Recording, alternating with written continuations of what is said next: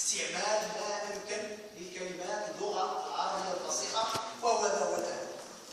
يعني في الوقت الذي يحاول كل واحد منكم أن يعبر عن موقفه أو يطرح سؤال وهو في صراع مع استخدام الذهن لإيجاد الكلمات الصحيحة من أجل استعمالها لتوظيف الجملة المفيدة، هذا ما نسعى إليه. كذلك السؤال حول انعكاسات منتدى القراءة والبحث على شخصية التلميذ. إذا لابد أن نعلم جيدا أن شخصية الفرد تتكون من ثلاث أمور رئيسية أو ثلاث جوانب أساسية. إذا تربية الطفل أو تربية يعني التلميذ أو التربية بشكل عام تنبني على ثلاث أمور أو ثلاث جوانب أساسية. أولها الجانب المعرفي، ثانيها الجانب الانفعالي، ثم ثالثها الجانب السلوكي. إذا لا يمكنني أن أشبع رغباتي المعرفية فقط، ولا يمكنني أن أشبع رغباتي الانفعالية فقط، وإنما أتحدث عن الانفعال بمعنى أتحدث عن الجانب يعني الداخلي، الجانب الإحساس، جانب التفاعل الشخصية مع يعني التفاعل ما بين الذات والموضوع من أجل اكتساب سلوكات أخرى. كذلك الجانب السلوكي وهي انعكاس الجانب المعرفي والجانب الانفعالي على سلوكات الفرد. يعني نقرأ، لماذا نقرأ؟ من أجل أولا أن نكون قدرات ومهارات، من أجل كذلك أن نشبع رغبات ونشبع حاجات داخلية، وكذلك أن تنعكس كل هذه الجوانب على سلوكاتنا في المجتمع، على سلوكاتنا في المجتمع. هذا ما نسعى إليه. المنتدى يركز بالأساس على ثلاث جوانب أساسية.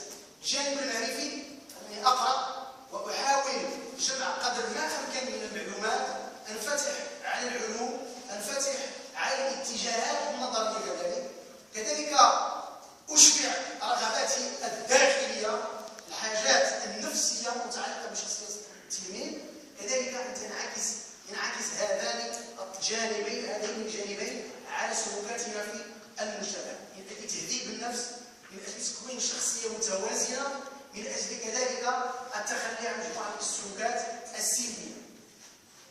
كذلك غياب قاعات القراءة في الثانوية أو غياب المكتبة الثانوية، جاء منتدى القراءة والبحث من أجل أن يحل هذا الفراغ الموجود في المؤسسات أو في النوادي أو إلى غير ذلك.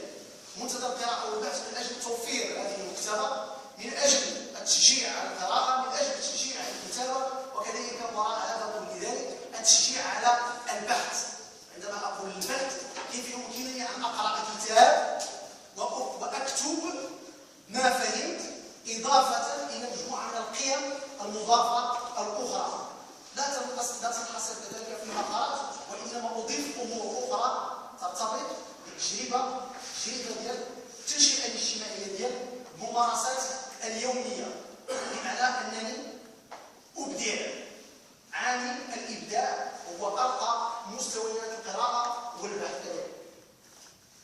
بالنسبة للقراءة السريعة، إذا نحن الآن لازلنا لم نخوض في يعني الجوانب الأساسية في القراءة، لأن القراءة لديها مجموعة من الأمور الأساسية. مثلا هناك القراءة الوظيفية، هناك مثلا القراءة الأدبية، هناك مثلا القراءة المسترسلة. هذه الأمور سوف نبنيها في البرنامج السنوي وفق محاور متعددة.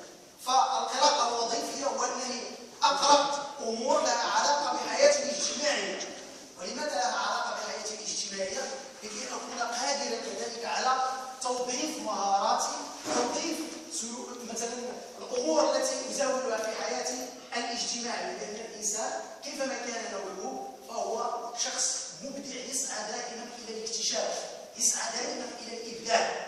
فمن الأحسن أن يبدع في أمور إيجابية ومهمة تفيده في حياته اليومية، أو أن يبدع في أمور أخرى سلبية قد تعطي الانحراف وتعطي مجموعة من الأمور السلبية الأخرى. كذلك هناك العمر البيولوجي، علاقته مع العمر الذهني الأولوي. صحيح، هنا يتدخل الجانب الانفعالي في القراءة. إذا عندما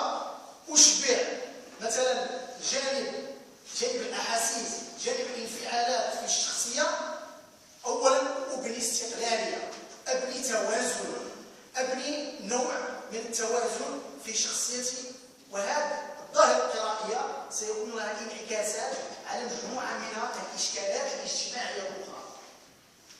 إذا كيف تساهم القراءة في تنمية قدرات الشباب؟ كيف تساهم القراءة في تنمية قدرات الشباب؟ إذا هناك قراءة، هناك تنمية، هناك قدرات، وهناك شباب. إذا فالكل يعلم أن التربية بصفة عامة هدفها الأسمى وهو التنمية. تنمية من؟ تنمية الفرد بصفة خاصة، وتنمية المجتمع بصفة عامة.